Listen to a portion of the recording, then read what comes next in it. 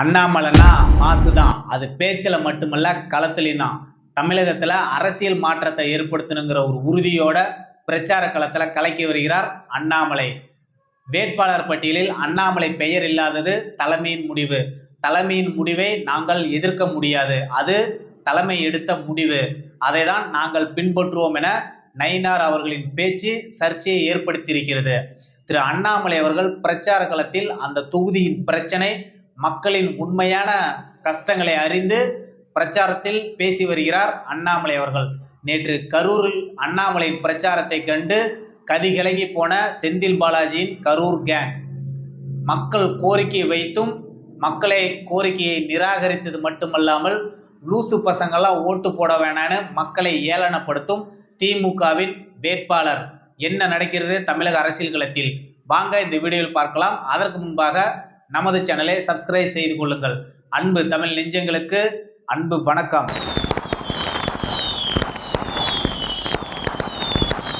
தமிழகத்தினுடைய அரசியல்களும் ரொம்ப பரபரப்பாய் சூடாக போயிட்டு இருக்குது.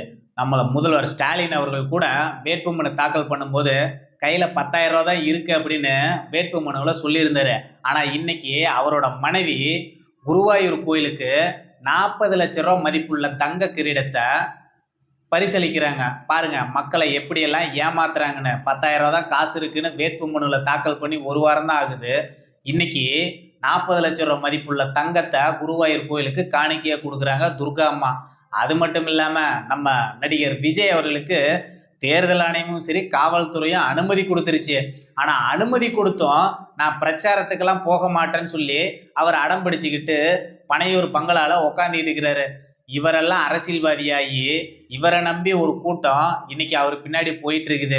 இதெல்லாம் நினைச்சுதான் நம்மளுக்கெல்லாம் வேதனையா இருக்குது.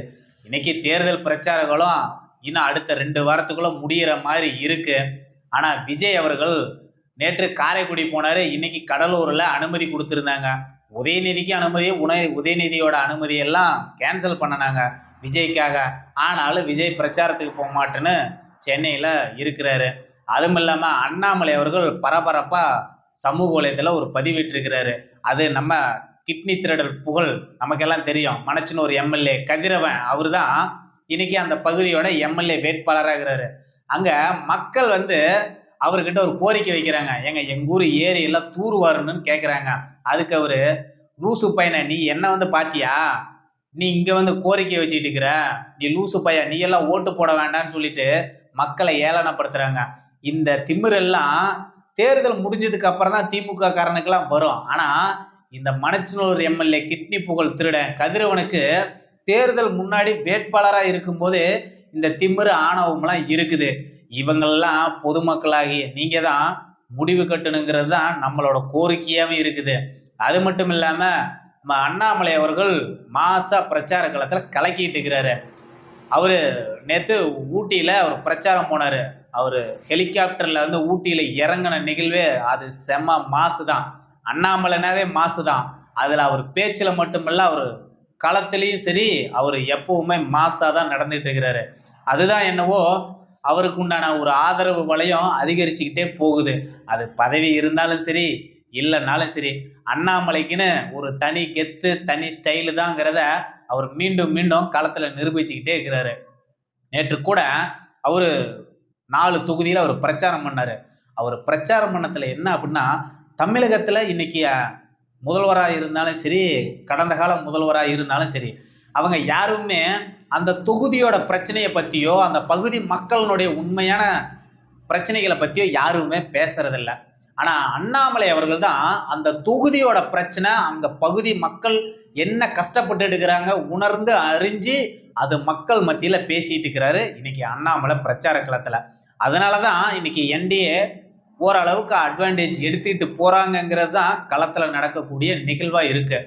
நேற்று ஊட்டியில பிரச்சார களத்துல கூட திரு அண்ணாமலை அவர்கள் படுகர் இன மக்களுக்கு பழங்குடியினர் இன பட்டியல் கொடுக்க போறோம், அதுக்கு தேசிய ஜனநாயக கூட்டணி உறுதியா இருக்கும், அதுக்கு ஆதரவு தெரிவிக்கணும்னு சொல்லி அண்ணாமலை அவர்கள் கேட்கிறாரு. அது மட்டும் இல்லாம கடந்த காலத்துல திமுக 511 வாக்குறுதி கொடுத்தாங்க. ஆனா அதுல 70 தான் இன்னைக்கு நிறைவேற்றிருக்கிறாங்க. ஆனா முதல்வர் ஸ்டாலின் அவர்கள் 99% வாக்குறுதி நிறைவேற்றன்னு சொல்லி போய் பித்தலாட்டமா பேசிக்கிட்டு தமிழ்நாடு ஃபுல்லா சுத்திட்டு இருக்கிறாங்க. நம்ம தான் கேர்ஃபுல்லா இருக்கணும். பார்த்து திமுக ஆட்சிக்கு முடிவு கட்டணும். வர தேர்தல் அப்போ 23ஆம் தேதி அப்படிங்கிறத மக்கள் மத்தியில யதார்த்தமான பேச்சா அண்ணாமலை அவர்கள் கொண்டுட்டு போயிட்டு இருக்கிறாரு. அது மட்டும் இல்லாம கரூர் அந்த பகுதியினுடைய பிரச்சனையை பத்தி அண்ணாமலை தெளிவா பேசினாரு. இந்த பகுதி வந்து விவசாயத்துக்கு பெயர் போன பகுதி. இங்க விவசாயம் தான் பெருமளவுல நடக்குது. ஆனா இந்த திமுக ஆட்சி வந்ததுக்கு அப்புறம் விவசாயத்துறையே முடங்கி போற அளவுக்கு அவங்களோட செயல்பாடு இருக்குங்கிறத பேசுறாரு. திமுக ஆட்சியில தான் விவசாயத்துறை வந்து 3.5% கீழே போயிருச்சு.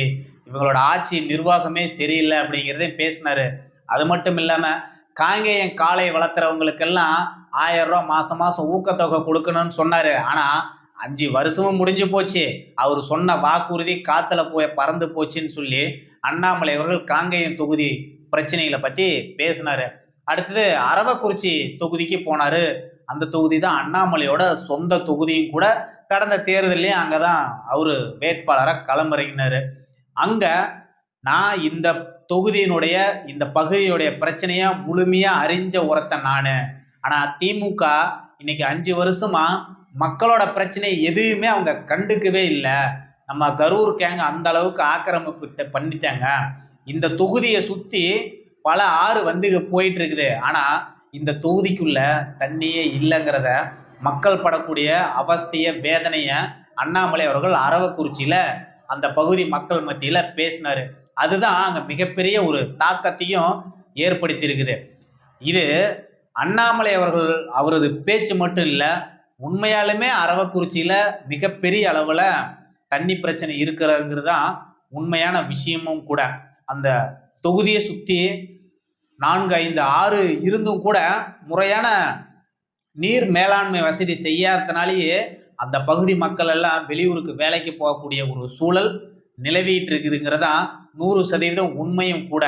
அடுத்தது நம்ம கரூர் எம்ஆர் விஜயபாஸ்கர் ஆதரிச்சு பிரச்சாரம் பண்ணாரு அண்ணாமலை அவர்கள். அங்க நம்ம செந்தில் பாலாஜியை போட்டு கிழிச்சு எடுத்துட்டாரு. எப்படியெல்லாம் வளர்ச்சி அடையக்கூடிய ஒரு பகுதியை திமுக இந்த கரூரை நம்ம செந்தில் பாலாஜி டாஸ்மார்க் கேங் ஊழல் இவரு இந்த 10 ரூபா பாலாஜி கரூரை பின்னோக்கி கொண்டுட்டு போயிட்டாருன்னு சொல்லி பேசினாரு. அது மட்டும் இல்லாம நம்ம செந்தில் பாலாஜி டாஸ்மார்க்ல மூலியமா மட்டுமே 2.5 லட்சம் கோடி ரூபாய் வருமானம் பண்ணி இருக்கிறாங்க. ஆனா இந்த பகுதி விவசாய பகுதிக்கு இவங்க ஒண்ணுமே பண்ணலைங்கிறதையும் பேசினாரு. இது அண்ணாமலையோட இந்த பேச்சு அங்க செம மாசா இருந்துச்சு. மக்களோட கூட்டமும் மிக அதிக அளவுல ஆர்ப்பரிச்சிச்சு. இதெல்லாம் பார்த்துட்டா நேத்திலிருந்து இந்த கரூர் கேங்கு ரொம்ப ஆடி போய் கலங்கி போய் நின்றுட்டு இருக்கிறாங்க. இந்த அண்ணாமலையை எப்படியாச்சும் பிரச்சாரம் பண்ணக்கூடாதுங்கிறத ஒரு குறியாவே இன்னைக்கு செந்தில் பாலாஜியோட கேங்கு ஒரு முடிவு பண்ணி அவர் மீது விமர்சனம் எல்லாம் வச்சிட்டு இருக்கிறாங்க. அவரு கூட நேத்து அண்ணாமலைய செந்தில் பாலாஜி கடுமையா விமர்சனமும் கூட நேத்து பத்திரிகையாளர் சந்திப்புல பண்ணினாரு. அது என்னவோ இந்த கேங்கு செஞ்சதெல்லாம் 10 ரூபா பாலாஜின்னு சொல்லி எப்படியெல்லாம் வளர்ச்சிக்கு அடையக்கூடிய கரூரை இன்னைக்கு தமிழகத்திலேயே அவமானப்படக்கூடிய ஒரு மாவட்டமா செந்தில் பாலாஜி பண்ணி வச்சுட்டாருங்கிறதான் அண்ணாமலை நேத்து பேசினாரு. அது மட்டும் இல்லாம கரூர்ல நம்ம செந்தில் பாலாஜி தோல்வி உறுதியாயிருன்னு தெரிஞ்சுதான் அவரு கோயம்புத்தூர் ஓடி போயிட்டாருங்கிறதையும் அண்ணாமலை அவர்கள் புட்டு புட்டு செந்தில் பாலாஜியினுடைய நோக்கங்கள் அவரோட கடந்த கால செயல்பாடுகள் எல்லாம் மக்கள் மத்தியில வச்சாரு. அது மட்டும் இல்லாம இன்னைக்கு பாஜகவோட மாநில தலைவராக இருக்கிற நயினாரு ஒரு சர்ச்சைய பேசிட்டாரு. அண்ணாமலை பேர் பட்டியல் இல்லாததுக்கெல்லாம் நாங்க பொறுப்பு இல்லைங்க, அது தலைமையோட முடிவு, தலைமையோட முடிவுக்கு நாங்க கட்டுப்படுவோம், இதெல்லாம் வந்து நான் பொருட்படுத்த முடியாது, தலைமை என்ன சொல்லுதோ அதை தான் நான் செய்வேன்னு சொல்லி நயினார் பேசினதான் நீங்க மிகப்பெரிய சர்ச்சையா இருக்குது. இவர் மாநில தலைவராக இருந்து அண்ணாமலையை ஒன்று அவரை வந்து பேசி அவருக்கு ஏற்ற ஒரு தொகுதியை கூட்டணியில வாங்கி நிக்க வச்சிருந்திருக்கலாம், அல்லது முன்னாடியே வந்து அண்ணாமலை நிக்க மாட்டாருங்கிறத நீங்க தெளிவுபடுத்திருக்கலாம். ஆனா அதெல்லாம் விட்டுவிட்டு வேட்பாளர் பட்டியல் வர கடைசி நிமிடம் வரை அண்ணாமலையோட பேர் பட்டியல் நாங்க அமைச்சிருக்கிறோன்னு சொல்லி அவரே தான் சொன்னாரு. ஆனா இன்னைக்கு அது தலைமையோட முடிவுங்க, அதுக்கெல்லாம் நான் பொறுப்பாக முடியாதுன்னு பேசுறதெல்லாம் இதெல்லாம் வந்து சிறுபிள்ளைத்தனமான ஒரு பேச்சாதான் இன்னைக்கு இருந்துகிட்டு இருக்குது. தமிழகத்துல அண்ணாமலையோட பிரச்சார களத்தால தான் இன்னைக்கு என்டிஏ கடந்த 2-3 நாளா ஒரு வெற்றி பாதைக்கு திரும்பி இருக்குதுன்னு சொல்லி தான் இன்னைக்கு பல பத்திரிகையாளர்லாம் பேசிட்டு இருக்கிறாங்க. என்டிஏவோட வெற்றி முகமாக தான் அண்ணாமலை இன்னைக்கு களத்துல சாதிச்சுட்டு இருக்கிறாருங்கிறதா உண்மையான நிலவரமாகவும் இருக்குது. பார்ப்போம், அடுத்தடுத்த நாட்கள்ல அண்ணாமலையோட பயணம் வெற்றிகரமா அமைய நமது வாழ்த்துக்களையும் தெரிவித்துக் கொள்கிறோம். நன்றி, வணக்கம்.